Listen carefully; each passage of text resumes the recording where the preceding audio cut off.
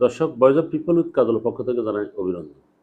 একটা খুব মজাদার এবং অত্যন্ত গরম খবর, সেটা হলো ইরানের প্রেসিডেন্ট মাসুদ পেজেশকিয়ান ঘোষণা দিয়েছেন। উনি বলেন যে আমেরিকার যে বোমার আঘাতে যেই সব 3টি আমাদের যে পারমাণবিক কেন্দ্র ধ্বংস হয়ে গেছিল সেগুলো আবার পুনর্নির্মাণ করা হবে এবং তার চেয়ে আরও অনেক বেশি কয়েক গুণ শক্তিশালী পারমাণবিক কেন্দ্র তৈরি করা হবে বলে প্রেসিডেন্ট ঘোষণা দিয়েছেন। অর্থাৎ সরাসরি আমেরিকার সাথে পাঙ্গা দিয়েছেন এবং পাঙ্গা নিয়েছেন। এখন বিশ্বের যে টালমাটাল অবস্থা, সেই অবস্থায় এখন আমেরিকার প্রেসিডেন্ট ডোনাল্ড ট্রাম্প বলেন যে ইরান যদি এই জাতীয় কোনো পদক্ষেপ নেয় তাহলে আমরা আবার হামলা করব। কিন্তু তার আগে ইরানের কার্যক্রমটা তাদেরকে বোঝা উচিত। যেই সব জায়গায় বোমা হামলা করেছে যুক্তরাষ্ট্র এবং ব্লাঙ্কার যে বোমাটা ওরা ফেলেছিল সেটাও কিন্তু ওরা হয়তো ওখানে ক্ষতিগ্রস্ত করতে পেরেছে, কিন্তু ইরানে ইউরেনিয়াম সহ কোনো ওদের পদার্থ কিন্তু তারা ইউরেনিয়াম কিন্তু ধ্বংস করতে পারে না। তার আগেই কিন্তু তাদের গোপন যে পারমাণবিক কেন্দ্র আছে সেখানে ওরা কিন্তু নিয়ে গেছে। এই কারণে কিন্তু এরা এত হাসি, এবং ওদের মনে কোথাও কোনো শঙ্কা নাই।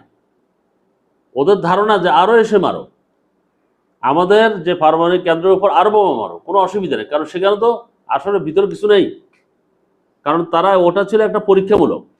ওরা কিন্তু ওই যে পাহাড়ের নিচে অনেক গভীরে, যেখানে কোনো বোমা যায় আঘাত করতে পারে সেসব জায়গায় ওরা অলরেডি তৈরি করেছে। ইরানের যে বুদ্ধি, ওদের যে চিকন বুদ্ধি, ওই বুদ্ধির কাছে ওই আমেরিকার মোটা বুদ্ধি আর ওই যে ইসরায়েলের মোটা বুদ্ধি কিন্তু কোনো কাজে আসবে না।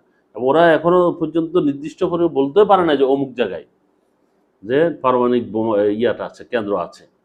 কিন্তু ইরান বলছে যে না, তাদের কোনো ক্ষতিই হয়নি।